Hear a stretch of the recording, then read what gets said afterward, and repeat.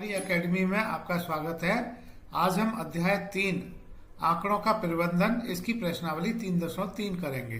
प्रश्न 1, निम्नलिखित प्रश्नों के उत्तर देने के लिए आकृति 3.3 में दिए आलेख का प्रयोग कीजिए। भाग ए, कौन सा पालतू पशु अधिक लोकप्रिय है। भाग बी, कितने विद्यार्थियों का पालतू पशु कुत्ता है। बच्चों, यहाँ पर एक आलेख दिया गया है। इस आलेख को हमने पढ़ना है और हमें भाग ए और भाग बी का उत्तर देना है। बच्चों, यहाँ पर इस आलेख में हम देख रहे हैं कि जो एक्स अक्ष है, यहाँ पर पालतू पशुओं को दर्शाया गया है। कुत्ते, बिल्लियां, खरगोश, हैमस्टर, अन्य का मतलब बाकी अन्य पशु हैं। और वाई अक्ष पर विद्यार्थियों की संख्या दी गई है। बच्चों, जैसे कि अगर हम कुत्ते के लिए देखें तो कुत्तों को पसंद करने वाले जो विद्यार्थी हैं, यह 8 विद्यार्थी हैं। इसके लिए हमने कुत्ते के लिए जो दंड दिया गया है, इस दंड की ऊंचाई को हमने ज्ञात करना होगा। तो इसकी ऊंचाई को ज्ञात करने के लिए इस दंड का जो ऊपरी सिरा है, इससे हम एक्स अक्ष के समानांतर एक रेखा खींच सकते हैं, जो कि वाई अक्ष पर जाके मिलती है और यह 8 पर जाके मिलती है। तो हम कहेंगे 8 विद्यार्थी ऐसे हैं जो कुत्तों को पसंद करते हैं। इसी तरह से हम कह सकते हैं, ये आप चित्र में देख रहे हैं, हमने एक समानांतर रेखा खींची हुई है दूसरे दंड के ऊपरी सिरे से एक्स अक्ष के समांतर रेखा, तो यह 10 पर जाके मिलती है। तो बिल्लियों को पसंद करने वाले विद्यार्थी 10 हैं। इसी तरह से खरगोश को पसंद करने वाले विद्यार्थी 2 हैं। हैमस्टर को पसंद करने वाले विद्यार्थी हम कह सकते हैं कि 4 और 6 के बीच में हैं, तो यह 5 हैं। अन्य के लिए, यानी अन्य सभी जानवरों को पसंद करने वाले विद्यार्थी 3 हैं, क्योंकि यह 2 और 4 के बीच में यह समानांतर रेखा, एक्स अक्ष के समानांतर रेखा अन्य के लिए वाई एक्सिस पर 3 पर जाके मिलती है, 2 और 4 के बीच में।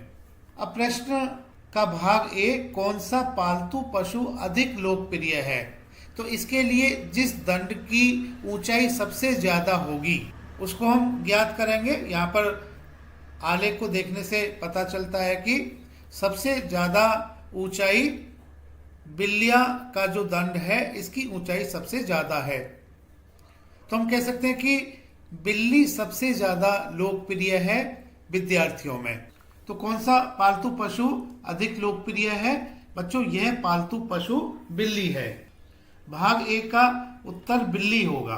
तो बच्चों, बिल्ली पालतू पशुओं में अधिक लोकप्रिय है। भाग बी में पूछा गया, कितने विद्यार्थियों का पालतू पशु कुत्ता है। बच्चों, कुत्ते का जो दंड है, इसकी ऊंचाई को हमने ज्ञात करना होगा। इसकी ऊंचाई को ज्ञात करने के लिए इसके ऊपरी सिरे से एक्स अक्ष के समानांतर हम एक रेखा खींच लेते हैं, जो कि 8 पर जाके मिलती है वाई एक्सिस पर, वाई अक्ष पर। तो हम कह सकते हैं कि 8 विद्यार्थियों का पालतू पशु कुत्ता है। कितने विद्यार्थियों का पालतू पशु कुत्ता है। 8 विद्यार्थियों का पालतू पशु कुत्ता है। बच्चों, प्रश्न 2 करते हैं। निम्नलिखित दंड आलेख को पढ़िए, जो एक पुस्तक भंडार द्वारा 5 क्रमागत वर्षों में बेची गई पुस्तकों की संख्या दर्शाती है, और आगे आने वाले प्रश्नों के उत्तर दीजिए। तो बच्चों, यहाँ पर एक दंड आलेख दिया गया है, इसको हमने पढ़ना है और कुछ प्रश्नों के उत्तर देने हैं। एक्स अक्ष पर वर्ष दिए गए हैं, क्रमागत वर्षों को दर्शाया गया है 1989, 1990, 1991, 1992, 1993। और वाई एक्सिस पर बच्चों पुस्तकों की संख्या दर्शाई गई है।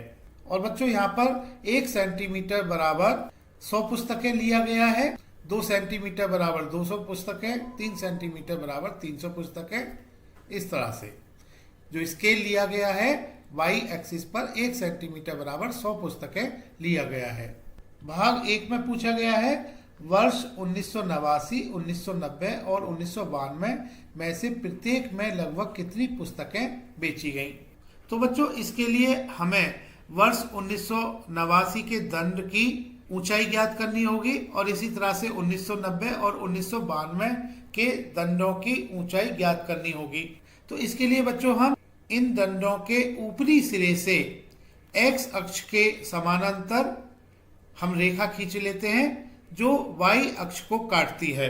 ये हम चित्र में देख रहे हैं कि हमने समानांतर रेखा खींच लिया है। अब बच्चों यह तीनों समानांतर रेखाएं वाई एक्सिस को जिस बिंदु पर काटती हैं उस बिंदु को हम पढ़ लेते हैं। तो 1989 के लिए यह बिंदु 150 और 200 के बीच में है। तो बच्चों हम कह सकते हैं कि 1989 में 175 किताबें बेची गई। बच्चों 150 और 200 के बीच में अगर हम लगभग यह मध्य बिंदु होगा, ये हम देख रहे हैं, तो लगभग मध्य बिंदु के लिए 150 और 200 का जो लगभग मध्य बिंदु होगा उसको पढ़ेंगे तो यह 175 के बराबर होता है। तो हम लगभग जो किताबें बेची गई उनको हमने बताना है। तो 1989 में 175 किताबें बेची गई, ऐसा हम कह सकते हैं। बच्चों इसी तरह से हमने 1990 की किताबों को बताना है कितनी किताबें बेची गई। तो 1990 के लिए जो समानांतर रेखा है यह वाई एक्सिस को 450 और 500 के बीच में काटती है। तो इसको हम 450 और 500 के बीच का जो बिंदु होगा इसको हम कह सकते हैं कि 475 है। तो 1990 में 475 किताबें बेची गई, क्योंकि हमने लगभग कितनी पुस्तकें बेची गई यह बताना है। तो लगभग 475 किताबें बेची गई 1990 में, ऐसा हम कह सकते हैं। अब हमने 1992 में लगभग कितनी पुस्तकें बेची गई, तो इसके लिए 1992 के लिए जो ऊपरी सिरे से समानांतर रेखा है एक्स अक्ष के, हम देख रहे हैं कि 200 और 250 के बीच में जाके मिलती है वाई अक्ष पर। तो 200 और 250 के बीच का जो बिंदु होगा इसको हम कह सकते हैं वाई अक्ष पर यह बिंदु 225 होगा। तो हम कह सकते हैं कि 1992 में लगभग 225 किताबें बेची गई। भाग 2 करते हैं। इसमें पूछा गया है किस वर्ष में लगभग 475 पुस्तकें बेची गई। आगे पूछा गया है किस वर्ष में लगभग 225 पुस्तकें बेची गई। तो बच्चों 475 पुस्तकें, इसके लिए वाई अक्ष को हम पढ़ेंगे। वाई अक्ष पर जो 475 बिंदु है यह 400 और 500 के बीच में है।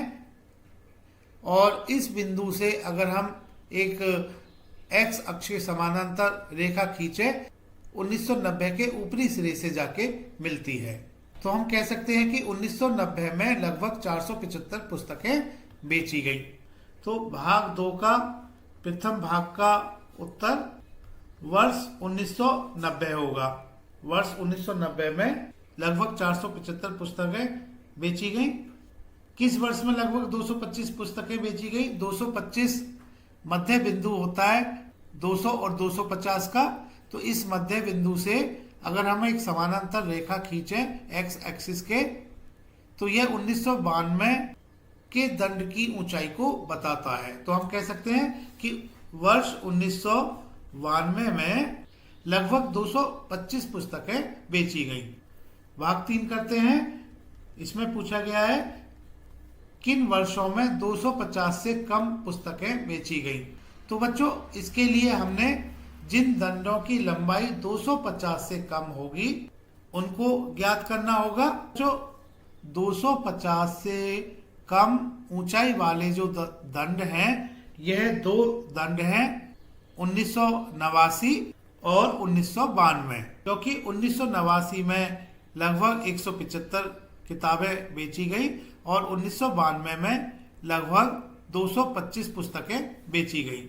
तो किन वर्षों में 250 से कम पुस्तकें बेची गई? इसके लिए वर्ष 1989 और वर्ष 1992 में 250 से कम पुस्तकें बेची गई। तो भाग 3 का उत्तर वर्ष 1989 और वर्ष 1992 होगा। बच्चों भाग 4 करते हैं। इसमें पूछा गया है क्या आप स्पष्ट कर सकते हैं कि आप वर्ष 1989 में बेची गई पुस्तकों का आकलन किस प्रकार करेंगे? तो बच्चों, इस आकलन को करने के लिए 1989 में बेची गई पुस्तकों का आकलन करने के लिए हमने 1989 का जो दंड है इसकी ऊंचाई को ज्ञात करना होगा। और आलेख के अनुसार हम यह देख रहे हैं कि इसकी ऊंचाई 175 है, क्योंकि ऊंचाई ज्ञात करने के लिए 1989 के दंड के ऊपरी सिरे एक हमने एक्स एक्सिस के समानांतर रेखा खींचनी होगी और समानांतर रेखा यह वाई एक्सिस को किसी बिंदु पर काटेगी। उस बिंदु को हमें पढ़ना होगा। यह बिंदु हम देख रहे हैं कि 150 और 200 के बीच में है, तो 150 और 200 के बीच के बिंदु को यहां पर हम 175 कह सकते हैं। तो हम कह सकते हैं कि 1989 में बेची गई पुस्तकें 175 होंगी। आलेख के अनुसार लगभग 175 किताबें वर्ष 1989 में बेची गई। प्रश्न 3, 6 विभिन्न कक्षाओं के विद्यार्थियों की संख्याएं नीचे दी गई हैं। इन आंकड़ों को एक दंड आलेख द्वारा निरूपित कीजिए। तो बच्चों, यहाँ पर एक सारणी दी गई है। इस सारणी की प्रथम पंक्ति में कक्षाएं दी गई हैं, 5वीं, 6ठी, 7वीं, 8वीं, 9वीं और 10वीं। और तृतीय पंक्ति में विद्यार्थियों की संख्या दी गई है। 5वीं कक्षा के लिए विद्यार्थियों की संख्या 135, 6ठी के लिए 120, 7वीं के लिए 95, 8वीं के लिए 100, 9वीं के लिए 90, 10वीं के लिए 80। भाग ए, आप स्केल किस प्रकार चुनेंगे? तो बच्चों, यहाँ पर कहा गया है कि एक दंड आलेख हमें बनाना है, तो इसके लिए हम ग्राफ पेपर का प्रयोग करेंगे और ग्राफ पेपर पर हम एक्स अक्ष पर कक्षा को दर्शाएंगे और वाई अक्ष को विद्यार्थियों की संख्या को दर्शाएंगे। तो यहाँ पर विद्यार्थियों की संख्याएं जो दी गई हैं यह 135, 120, 95, 100, 90 और 80 दी गई है। हमें यहाँ पर स्केल चुनना होगा। तो बच्चों, इस ग्राफ पेपर पर जैसा कि हम चित्र में देख रहे हैं कि हम एक्स एक्सिस पर कक्षा लिख लेते हैं और वाई एक्सिस पर हम विद्यार्थियों की संख्या लिख लेते हैं। अब बच्चों, इस सेंटीमीटर ग्राफ को हम देख रहे हैं कि इसके वाई अक्ष पर विद्यार्थियों की संख्या यहाँ पर दर्शाई गई है, एक्स अक्ष पर कक्षा को दर्शाया गया है। तो बच्चों, एक्स अक्ष पर यह जो दूसरा सेंटीमीटर है इसको हम 5वीं कक्षा से निरूपित करेंगे और जो चौथा सेंटीमीटर है इसको हम 6ठी कक्षा से निरूपित करेंगे। तो एक एक सेंटीमीटर छोड़ के हम अगली कक्षाएं निरूपित करेंगे। तो जो 6ठा सेंटीमीटर होगा इसको हम 7वीं कक्षा, 8वां सेंटीमीटर। अब बच्चों, यह जो दंड होंगे 5वीं कक्षा के लिए जो दंड होगा इसकी ऊंचाई जो सारणी में 5वीं कक्षा के लिए विद्यार्थियों की संख्या दी गई है यह इसकी ऊंचाई होगी। तो बच्चों, 5वीं कक्षा के विद्यार्थियों की संख्या 135 है, 6ठी के लिए 120 है, 7वीं के लिए 95, 8वीं के लिए 100, 9वीं के लिए 90, 10वीं के लिए 80। तो हम यहाँ पर स्केल चुन लेते हैं। 1 सेंटीमीटर बराबर 25 बच्चे। तो बच्चों, यह स्केल हमने एक उपयुक्त स्केल यहाँ पर चुन लिया है, क्योंकि इस ग्राफ में हम देख रहे हैं यह ग्राफ 1 सेंटीमीटर का है और 1 सेंटीमीटर के 5 भाग यहाँ पर दिए गए हैं। वाई अक्ष पर यह सभी सेंटीमीटर को 5 भागों में विभाजित किया गया है और एक भाग बराबर 25/5 5 बच्चे होगा। इस स्केल को यहाँ पर ग्राफ पर लिख लेते हैं। 1 सेंटीमीटर बराबर 25 बच्चे। तो बच्चों, वाई अक्ष पर यह पहला 0 होगा, 0 के बाद 25, फिर 50, 75, 100, 125, 150। दंड आलेख में दंड की जो ऊंचाइयां होंगी यह 135 होगी। तो 135, 125 और 150 के बीच होगा, क्योंकि 125 के आगे पहला इसका जो भाग है वो 5 को निरूपित करता है। तो पहला भाग यह 130 होगा, दूसरा भाग 135 होगा। तो यहाँ पर हम 135 लिख लेते हैं। y अक्ष पर। छठी कक्षा के बच्चे 120 हैं, तो छठी कक्षा के दंड की ऊंचाई 120 होगी। तो 120 के लिए 100 के आगे पहला भाग 105 होगा, दूसरा 110, तीसरा 115 और चौथा भाग 120 को निरूपित करेगा। सातवीं कक्षा के विद्यार्थियों की संख्या 95 है, तो 95 के लिए यह 75 से आगे होगा। पहला भाग 80 निरूपित करेगा, दूसरा 85, तीसरा 90 और चौथा भाग 95 निरूपित करेगा। आठवीं कक्षा के विद्यार्थियों की संख्या 100 है, तो यहाँ पर 100 पहले से ही निरूपित किया गया है। नवीं कक्षा के बच्चों की संख्या 90 है, तो 90 को निरूपित करने के लिए यह 75 से आगे होगा। 75 के आगे पहला भाग 80, दूसरा भाग 85, तीसरा भाग 90 होगा। 10वीं कक्षा के विद्यार्थियों की संख्या 80 है, तो यह भी 75 के बाद आएगा। 75 के बाद पहला भाग 80 को निरूपित करेगा। तो बच्चों यहाँ पर सभी कक्षाओं के लिए दंड बना लेते हैं। इनकी ऊंचाइयों को हमने y अक्ष पर दर्शा लिया है। 5वीं कक्षा के लिए दंड की ऊंचाई 135 होगी। बच्चों जैसा कि आप चित्र में देख रहे हैं, हमने 5वीं कक्षा के लिए दंड बना लिया है, इसकी ऊंचाई 135 है।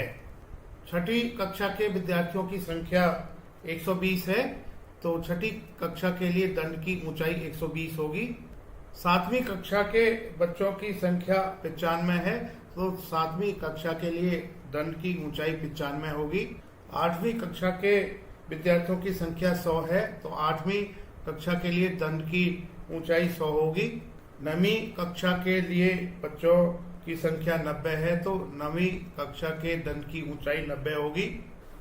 10वीं कक्षा के विद्यार्थियों की संख्या 80 है, तो 10वीं कक्षा के लिए दंड की ऊंचाई 80 होगी।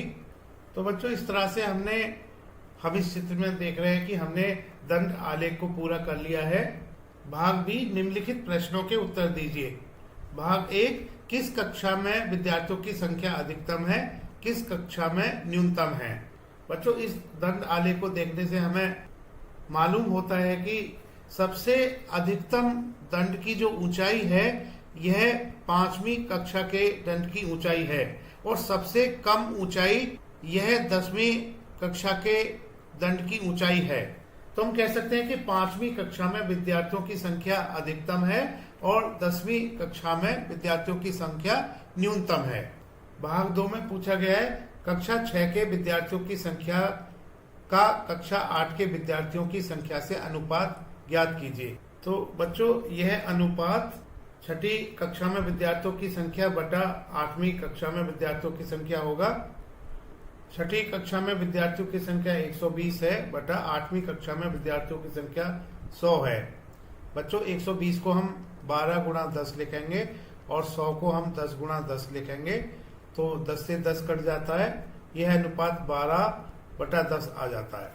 अब 12 को हम 2 गुणा 6 लिख सकते हैं और 10 को 2 गुणा 5 लिख सकते हैं, 2 से 2 कट जाता है, तो यह 6 बटा 5 आ जाता है। तो बच्चों अनुपात बराबर 6:5 होगा। प्रश्न 4, एक विद्यार्थी के प्रथम और द्वितीय सत्र का प्रदर्शन दिया हुआ है। एक उपयुक्त स्केल चुनकर एक दोहरा दंड आलेख खींचिए और दिए गए प्रश्नों के उत्तर दीजिए। तो यहाँ पर बच्चों एक सारणी दी गई है। इसके प्रथम पंक्ति में विषय दिए गए हैं, अंग्रेजी, हिंदी, गणित, विज्ञान, सामाजिक विज्ञान, और द्वितीय और तृतीय पंक्ति में अंकों को दर्शाया गया है। द्वितीय पंक्ति में प्रथम सत्र के अंक दिए गए हैं और तृतीय पंक्ति में द्वितीय सत्र के अंक दिए गए हैं। जैसे अंग्रेजी के प्रथम सत्र में अंक 67 और द्वितीय सत्र में अंक 70 हैं। इसी तरह से हिंदी प्रथम सत्र 72, द्वितीय सत्र 65, गणित के लिए 88 और 95, विज्ञान के लिए 81 और 85, और सामाजिक विज्ञान के लिए प्रथम सत्र में अंक 73 हैं और द्वितीय सत्र में अंक 75 हैं, और यह अंक के लिए अधिकतम अंक 100 हैं। भाग 1, किस विषय में विद्यार्थी ने अपने प्रदर्शन में सबसे अधिक सुधार किया है। भाग 2, किस विषय में सुधार सबसे कम है। भाग 3, क्या किसी विषय में प्रदर्शन नीचे गिरा है। बच्चों सबसे पहले तो हम एक दोहरा दंड आलेख यहाँ पर खींच लेते हैं। इसके लिए हमें ग्राफ पेपर प्रयोग में लाना होगा। तो बच्चों जैसा कि हम इस चित्र में देख रहे हैं, एक ग्राफ पेपर हमने ले लिया है और इस ग्राफ पेपर के एक्स अक्ष पर हम विषय लिख लेते हैं और वाई अक्ष पर अंक लिख लेते हैं। बच्चों यहाँ पर हमने एक स्केल चुनना होगा और यह स्केल बच्चों वाई अक्ष के लिए होगा। वाई अक्ष पर हमने अंकों को यहाँ पर दर्शाया हुआ है। तो क्योंकि अंक जैसे प्रथम सत्र के 67, 72, 88, 81 और 73 हैं और द्वितीय सत्र के लिए 70, 65, 95, 85 और 75 है। तो बच्चों इन अंकों के हिसाब से उपयुक्त स्केल हम चुन लेते हैं। क्योंकि यहाँ पर वाई अक्ष के लिए 1 सेंटीमीटर को 5 भाग में विभाजित किया गया है, तो हम यहाँ पर 1 सेंटीमीटर बराबर 5 अंक ले सकते हैं। तो बच्चों 1 सेंटीमीटर बराबर 5 अंक और यहाँ पर वाई अक्ष पर एक हम किंक दर्शा लेते हैं। बच्चों यहाँ पर किंक दर्शाने का मतलब यह है कि 0 के बाद सीधा हम पहले सेंटीमीटर को 65 यहाँ पर दर्शा सकते हैं। किंक का मतलब यह है कि 0 और 65 के बीच यह लंबाई काफी ज्यादा है। तो पहला सेंटीमीटर 65, दूसरा सेंटीमीटर 70 होगा, इसके बाद 75, इसके बाद 80, फिर 85, 85 के बाद 90। बच्चों हमने एक्स अक्ष पर विषय लिया है, तो पहला जो सेंटीमीटर है इसको हम खाली छोड़ेंगे, दूसरे सेंटीमीटर को हम अंग्रेजी के लिए लिख लेते हैं। क्योंकि हमें दोहरा दंड आलेख बनाना है।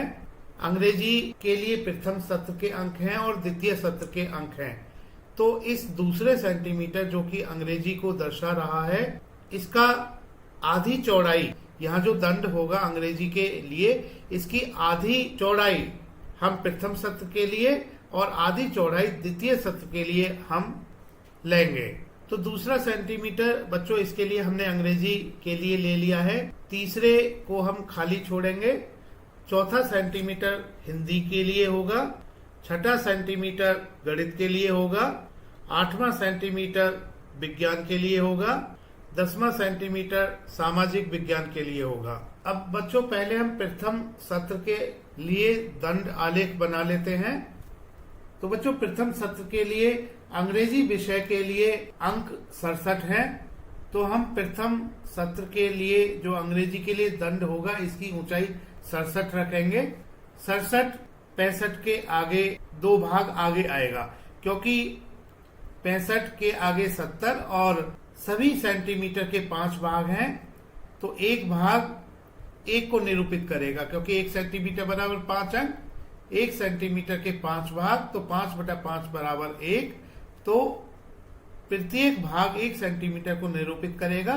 तो 65 के 2 भाग आगे यह 67 को निरूपित करेगा। अब बच्चों हिंदी के प्रथम सत्र के अंक 72 हैं, इसको निरूपित कर लेते हैं। हिंदी के प्रथम सत्र के दंड की ऊंचाई 72 होगी। तो 70, 71, 72, 70 के आगे 2 भाग आगे। गणित के प्रथम सत्र के अंक 88 हैं, तो 88 ऊंचाई का गणित के लिए एक दंड बनाएंगे प्रथम सत्र के लिए। 88, 85 के 3 भाग आगे होगा। प्रथम सत्र के विज्ञान के अंक 81 हैं, इसके लिए दंड की ऊंचाई 81 होगी, 80 के 1 भाग आगे। सामाजिक विज्ञान के प्रथम सत्र के अंक 73 हैं, तो इसके दंड की ऊंचाई 73 होगी, 70 के 3 भाग आगे। अब बच्चों हमने प्रथम सत्र के दंड आलेखों को पूरा कर लिया है। अब हम द्वितीय सत्र के दंड आलेखों की रचना कर लेते हैं। द्वितीय सत्र के अंग्रेजी के अंक 70 हैं, तो इस दंड की ऊंचाई 70 होगी। द्वितीय सत्र के हिंदी के अंक 65 है, तो इस दंड की ऊंचाई 65 होगी।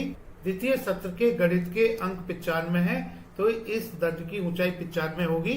द्वितीय सत्र के विज्ञान के अंक 85 हैं, तो इस दंड की ऊंचाई 85 होगी।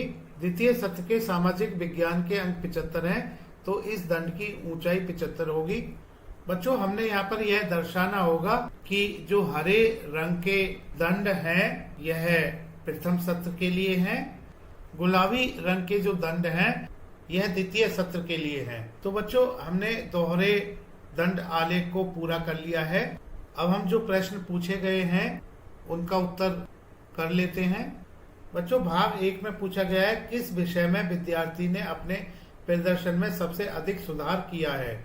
बच्चों इसके लिए हम प्रथम सत्र तथा द्वितीय सत्र के अंकों में अंतर क्या है यह ज्ञात कर लेते हैं। जैसे यह अंतर अंग्रेजी के लिए 70-67 होगा बराबर 3। हिंदी के लिए यह अंतर बच्चों 65-72 बराबर 7 होगा, क्योंकि द्वितीय सत्र के अंक 65 हैं और प्रथम सत्र के अंक 72 है। तो यह अंतर 7 होगा। प्रथम सत्र में अंक अधिक लाया था, द्वितीय सत्र में अंक कम लाया है। तो यहाँ पर जो प्रदर्शन है यह गिरा है। और जैसे अंग्रेजी के लिए द्वितीय सत्र के अंक ज्यादा हैं प्रथम सत्र से, तो यहाँ पर सुधार हुआ है।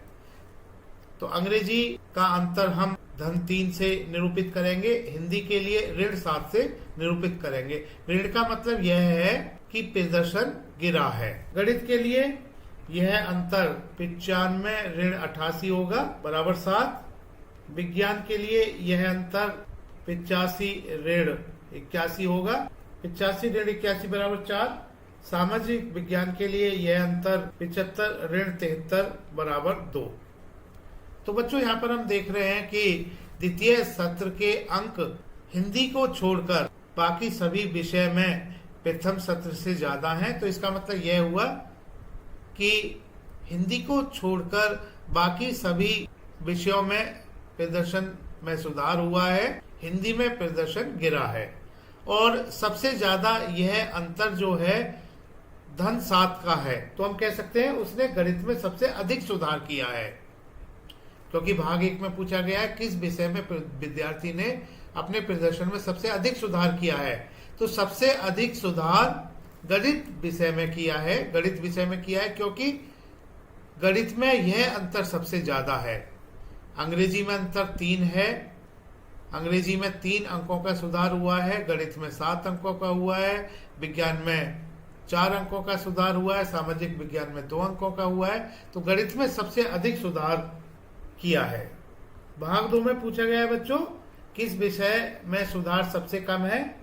स्पष्ट है कि सामाजिक विज्ञान में सुधार सबसे कम है, क्योंकि सामाजिक विज्ञान में यह अंतर सबसे कम है, सुधार का अंतर सबसे कम है। क्योंकि अंग्रेजी में सुधार हुआ है, गणित में हुआ है सुधार, विज्ञान में हुआ है, सामाजिक विज्ञान में सुधार हुआ है। इनमें प्रदर्शन अच्छा हुआ है और यह जो सुधार हुआ है गणित में सबसे ज्यादा और सामाजिक विज्ञान में सबसे कम है। तो हम कह सकते हैं कि सामाजिक विज्ञान में सुधार सबसे कम है। भाग 3 में बच्चों पूछा गया है क्या किसी विषय में प्रदर्शन नीचे गिरा है। बच्चों स्पष्ट है कि यह प्रदर्शन नीचे गिरा है हिंदी विषय में, क्योंकि हिंदी विषय में जो द्वितीय सत्र में मार्क्स आए हैं यह प्रथम सत्र से कम आए हैं। तो इसका मतलब यह हुआ कि प्रदर्शन नीचे गिरा है हिंदी विषय में। तो क्या किसी विषय में प्रदर्शन नीचे गिरा है? हाँ, हिंदी विषय में उसका प्रदर्शन नीचे गिरा है।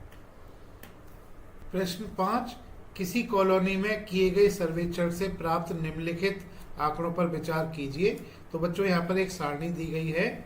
इसमें पहली पंक्ति में पसंदीदा खेल दिए गए हैं, दूसरी पंक्ति में देखना, तीसरी पंक्ति में भाग लेना। क्रिकेट देखने वाले लोगों की संख्या 1240 है, भाग लेने वाले लोगों की संख्या 620 है। इसी तरह से बास्केटबॉल देखना 470, भाग लेना 320, तैरना 510, भाग लेना 320।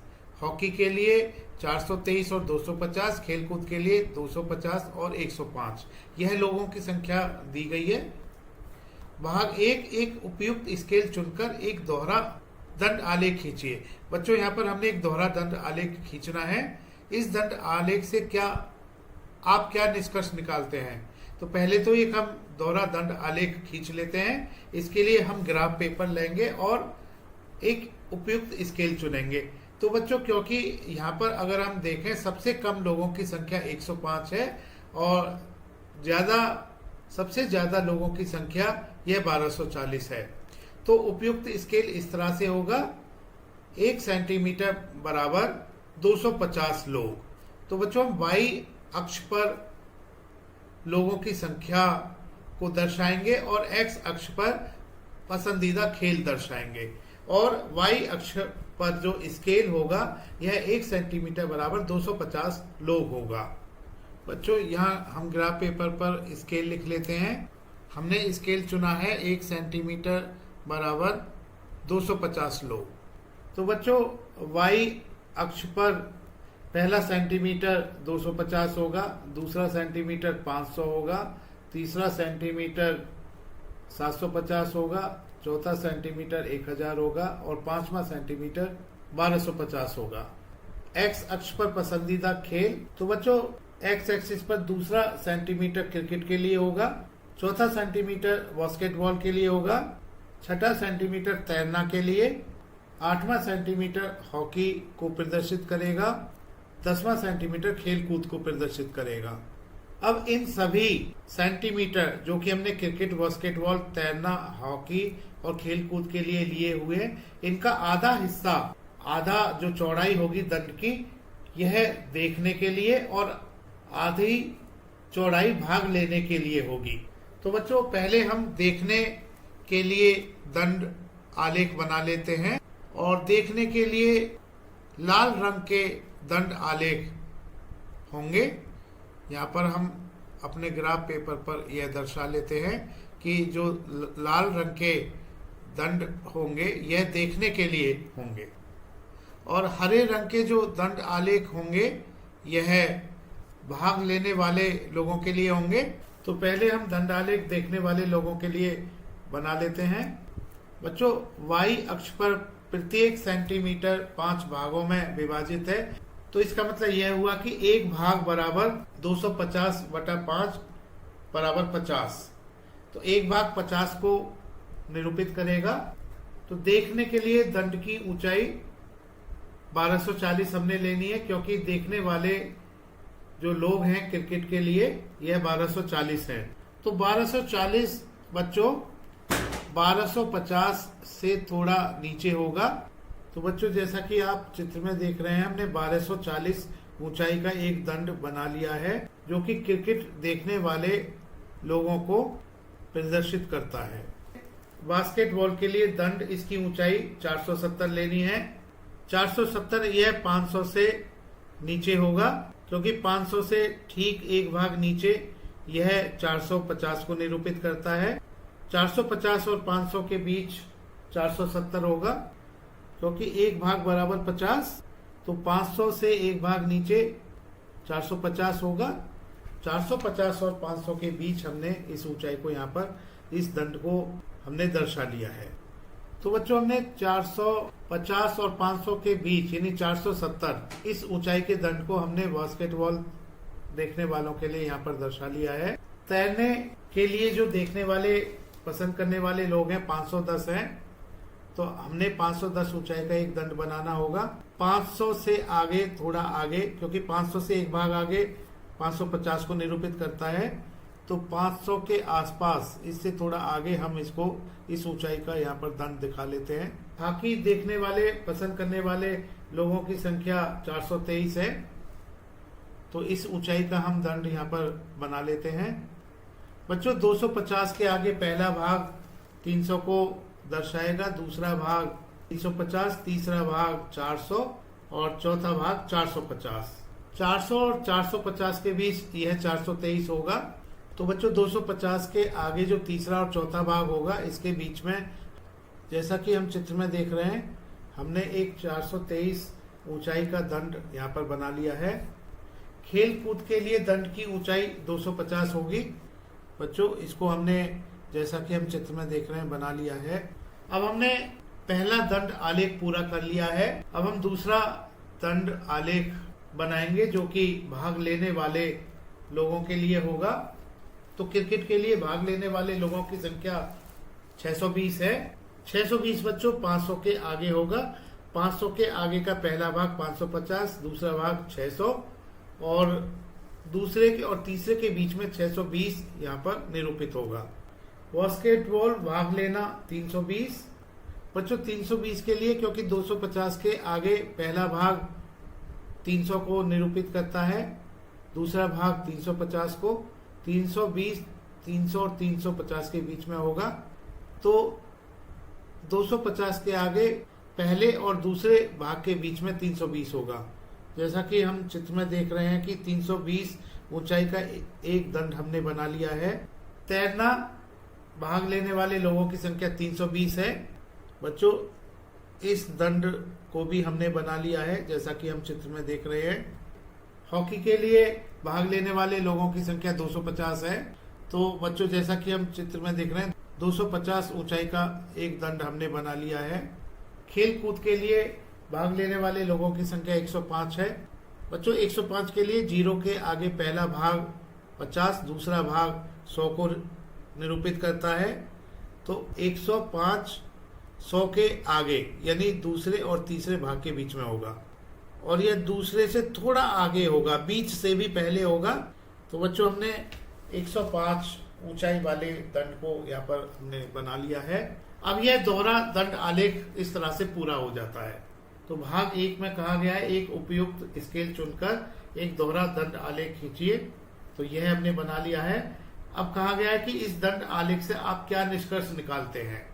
बच्चों स्पष्ट है कि इस दोहरे दंड आलेख को देखने से पता चलता है कि खेल कूद में लोगों की रुचि सबसे कम है, क्योंकि खेल कूद के लिए हम देख रहे हैं, खेल कूद के लिए दोनों दंडों की ऊंचाई सबसे कम है।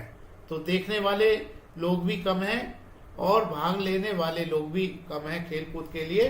तो आंकड़ों के आधार पर हम यह निष्कर्ष निकाल सकते हैं कि खेल कूद में लोगों की रुचि सबसे कम है। और बच्चों यह भी निष्कर्ष हम निकाल सकते हैं कि क्रिकेट में लोगों की रुचि सबसे ज्यादा है, क्योंकि क्रिकेट देखने वाले भी लोग ज्यादा हैं और भाग लेने वाले भी लोग ज्यादा हैं। इनके दंडों की ऊंचाई सबसे ज्यादा है। कौन सा खेल अधिक लोकप्रिय है, भाग 2 में पूछा गया है कौन सा खेल अधिक लोकप्रिय है। बच्चों स्पष्ट है कि क्रिकेट सबसे अधिक लोकप्रिय है। भाग 3 में पूछा गया है खेलों को देखना अधिक पसंद किया जाता है या उनमें भाग लेना। बच्चों यह हम निष्कर्ष निकाल सकते हैं दंड आलेख को देख के।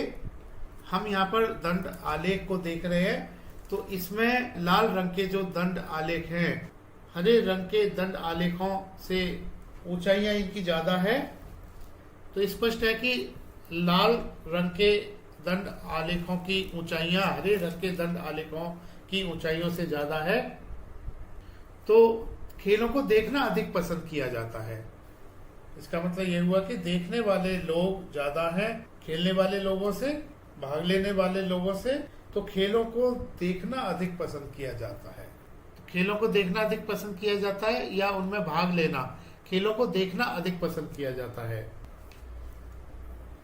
प्रश्न 6, इस अध्याय के प्रारंभ में दिए गए विभिन्न नगरों के न्यूनतम और अधिकतम तापमानों के आंकड़ों को लीजिए।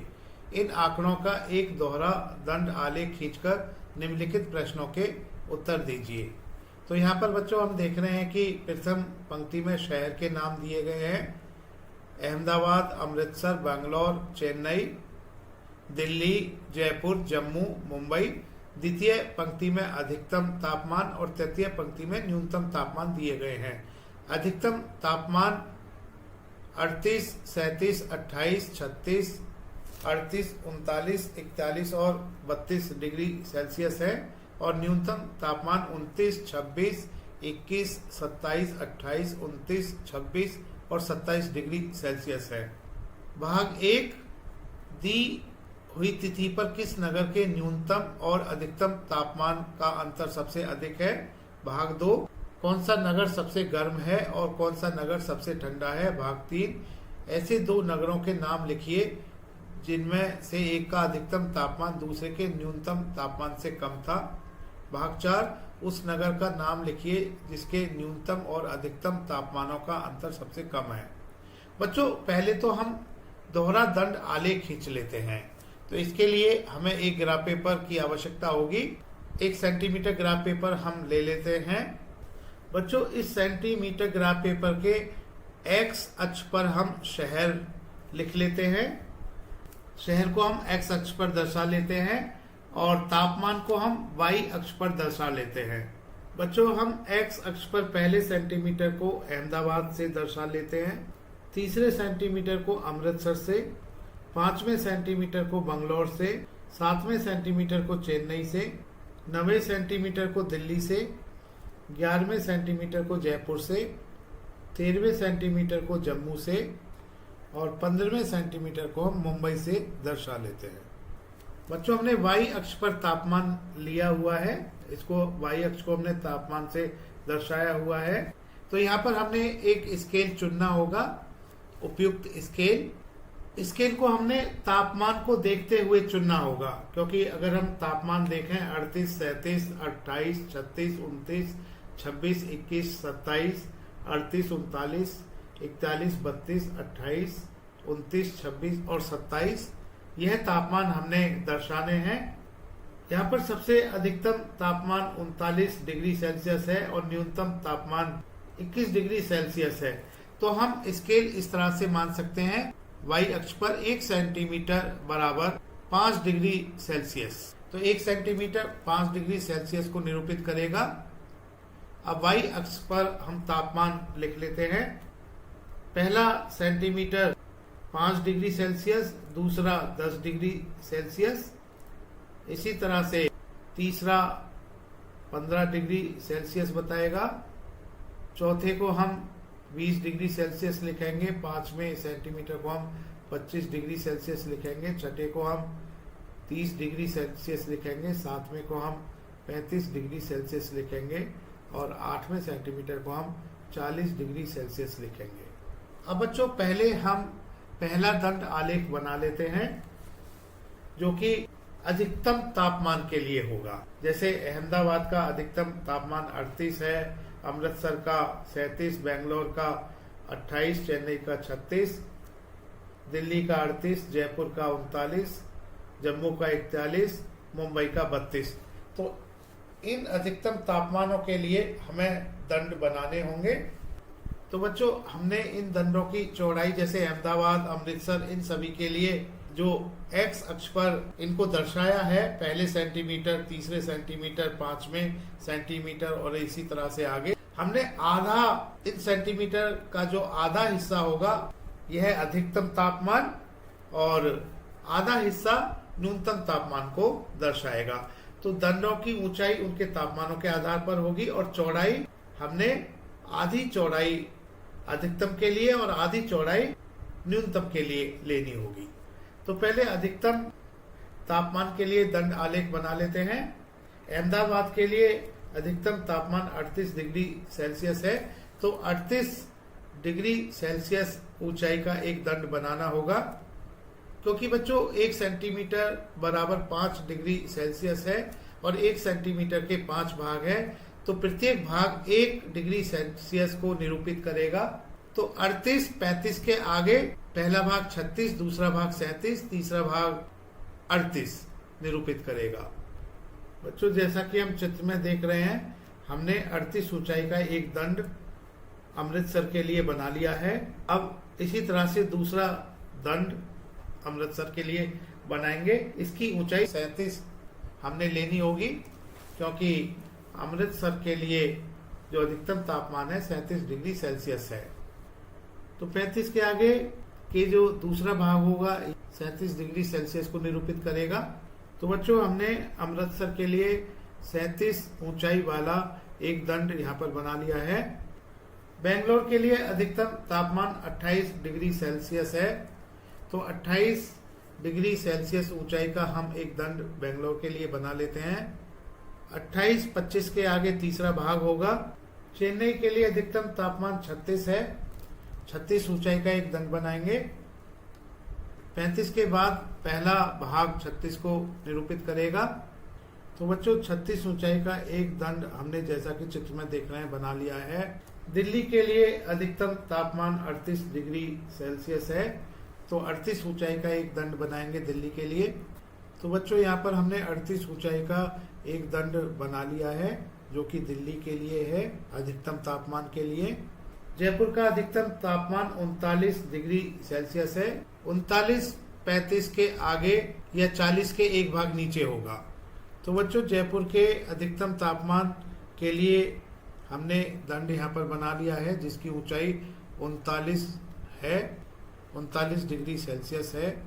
जम्मू का अधिकतम तापमान 41 डिग्री सेल्सियस है।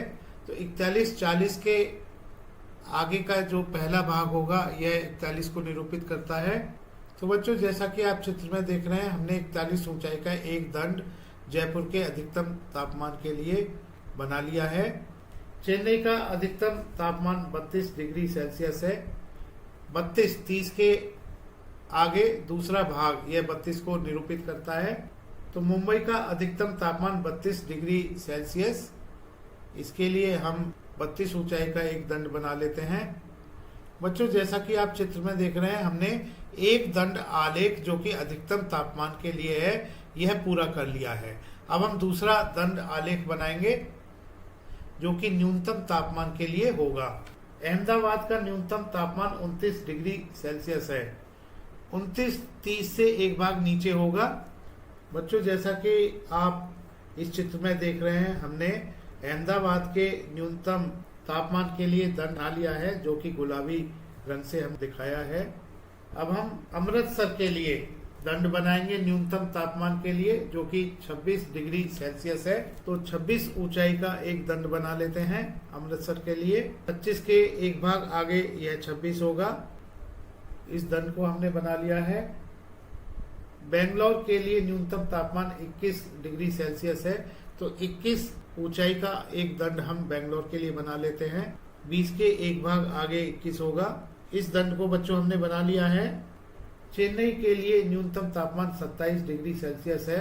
तो 27 ऊंचाई का एक दंड हम चेन्नई के लिए बना लेते हैं। 25 के दो भाग आगे 27 होगा। तो बच्चों चेन्नई के न्यूनतम तापमान के लिए हमने दंड बना लिया है। दिल्ली के लिए न्यूनतम तापमान 28 डिग्री सेल्सियस है। तो 28 ऊंचाई का एक दंड हम दिल्ली के लिए बना लेते हैं। 28-25 के तीन भाग आगे होगा। तो बच्चों दिल्ली के लिए यह दंड हमने 28 ऊंचाई का बना लिया है। जयपुर के लिए न्यूनतम तापमान 29 डिग्री सेल्सियस है। तो 29 ऊंचाई का हमने जयपुर के लिए एक दंड बना लेते हैं। 29-30 से एक भाग नीचे होगा। जम्मू का न्यूनतम तापमान 26 डिग्री सेल्सियस है। तो 26 ऊंचाई का एक दंड जम्मू के लिए बना लेते हैं न्यूनतम तापमान के लिए। 25 के एक भाग आगे 26 होगा। तो बच्चों 26 ऊंचाई का हमने जम्मू के लिए दंड बना लिया है। मुंबई का न्यूनतम तापमान 27 डिग्री सेल्सियस है। इसके लिए एक दंड बना लेते हैं। 27-25 के दो भाग आगे होगा। तो बच्चों जैसा कि हम चित्र में देख रहे हैं, हमने मुंबई के न्यूनतम तापमान के लिए दंड बना लिया है। इसकी ऊंचाई 27 है। तो इस तरह से बच्चों हम चित्र में देख रहे हैं, हमने दोनों दंड आलेख को पूरा कर लिया है। अब यहाँ पर हम अपने ग्राफ पेपर पर यह दर्शा लेते हैं कि हरे रंग का जो दंड है यह अधिकतम तापमान के लिए है और गुलाबी रंग के जो दंड हैं यह न्यूनतम तापमान को दर्शाते हैं। भाग 1 में बच्चों पूछा गया है कि दी हुई तिथि पर किस नगर के न्यूनतम और अधिकतम तापमान का अंतर सबसे अधिक है। इसके लिए बच्चों हमने दोनों दंडों की तुलना करनी होगी। सभी शहर के जो दोनों दंड हैं अधिकतम और न्यूनतम तापमान के लिए, इन दोनों की तुलना करनी होगी और यह देखना होगा कि किन दंडों की ऊंचाइयों में सबसे ज्यादा अंतर है। तो यहाँ पर जो शहर दिए गए हैं, इन शहरों के लिए दो दंड हमने दर्शाए हुए हैं, हरे रंग से और गुलाबी रंग से। तो यह देखना है किस शहर की दंड की ऊंचाइयों का सबसे ज्यादा अंतर है। तो यहाँ पर हम देख रहे हैं कि जम्मू शहर ऐसा है जिसमें जम्मू के जो दोनों दंड हैं इनकी ऊंचाइयों का अंतर सबसे ज्यादा है। यह देखने से हमें पता चल रहा है। तो बच्चों जम्मू के न्यूनतम और अधिकतम तापमान का अंतर सबसे अधिक है। और बच्चों यह अंतर 41 डिग्री सेल्सियस ऋण 26 डिग्री सेल्सियस है और यह 15 डिग्री सेल्सियस है। 41 ऋण 26 बराबर 15। तो जम्मू के न्यूनतम और अधिकतम तापमान का अंतर सबसे अधिक 15 डिग्री सेल्सियस है। भाग 2 करते हैं। इसमें पूछा गया है कौन सा नगर सबसे गर्म है और कौन सा नगर सबसे ठंडा है। कौन सा नगर सबसे गर्म का मतलब हमें यह देखना है किस दंड की लंबाई सबसे ज्यादा है अधिकतम तापमान के लिए किस शहर की ऊंचाई सबसे ज्यादा है, और सबसे ठंडा का मतलब सबसे कम तापमान, किस शहर के दंड की ऊंचाई सबसे कम है। यह हमने अपने दोहरे दंड आलेख से देखना होगा। तो बच्चों हम हरे रंग के दंड आलेखों की तुलना कर लेते हैं। सबसे ज्यादा ऊंचाई हरे रंग के जो दंड आलेख हैं, सबसे ज्यादा ऊंचाई यह जम्मू के लिए है, और सबसे कम ऊंचाई गुलाबी रंग के दंडों को देखें तो सबसे कम ऊंचाई बेंगलोर की है। तो हरे रंग में सबसे ज्यादा ऊंचाई जम्मू की है और गुलाबी रंग में सबसे कम ऊंचाई बेंगलोर की है। तो हम यह निष्कर्ष निकाल सकते हैं जम्मू सबसे गर्म शहर है और बेंगलोर सबसे ठंडा शहर है। तो जम्मू सबसे गर्म और बेंगलोर सबसे ठंडा है। भाग 3 में पूछा गया है ऐसे 2 नगरों के नाम लिखिए जिनमें से एक का अधिकतम तापमान दूसरे के न्यूनतम तापमान से कम था। बच्चों यहाँ पर अगर हम इन दोनों दंड आलेखों को देखें तो बेंगलोर शहर ऐसा है क्योंकि बेंगलोर शहर का जो अधिकतम तापमान है यह 28 डिग्री सेल्सियस है। ये बेंगलोर के दंड की ऊंचाई हम देख रहे हैं, इसके अधिकतम तापमान वाले दंड की ऊंचाई 28 डिग्री सेल्सियस है। और इसकी तुलना करें अगर हम दूसरे शहरों के न्यूनतम तापमान से, तो अहमदाबाद ऐसा शहर है, इसका जो न्यूनतम तापमान है यह 29 डिग्री सेल्सियस है, इसके दंड की ऊंचाई 29 है। और दूसरा शहर जयपुर है, इस जयपुर शहर के दंड की ऊंचाई भी 29 है। तो जयपुर शहर का जो न्यूनतम तापमान है यह 29 डिग्री सेल्सियस है। तो बच्चों 2 शहर ऐसे हैं इनके जो न्यूनतम तापमान है बेंगलोर के अधिकतम तापमान से भी अधिक है। तो बेंगलोर का अधिकतम तापमान जो कि 28 डिग्री सेल्सियस है, यह अहमदाबाद और जयपुर के न्यूनतम तापमान से कम है। भाग 4 उस नगर का नाम लिखिए जिसके न्यूनतम और अधिकतम तापमानों का अंतर सबसे कम है। इसके लिए हमें हरे रंग के और गुलाबी रंग के दंड आलेखों को देखना होगा, इनकी ऊंचाइयों में सबसे अंतर कम किस में है।